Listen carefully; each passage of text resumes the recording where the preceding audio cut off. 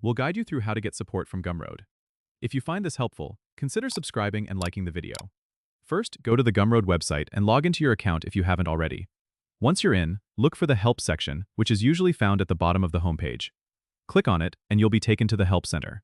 Here, you can browse the various topics and FAQs that might address your issue. If you still need assistance, scroll down to find the Contact US link. Click on it to access the support form where you can describe your issue in detail. Be as specific as possible about the problem you're facing to get the best assistance. Include any relevant details like order numbers or error messages. Once you've filled out the form, submit it, and a support representative will get back to you via email. Make sure to check your email regularly for their response. If you're a creator on Gumroad, you might have access to additional support options, so be sure to check for any exclusive resources available to you. Sometimes, Gumroad also has a community forum where you can connect with other users who might have similar experiences.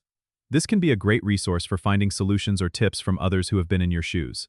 Don't forget to subscribe and comment if this helped you out.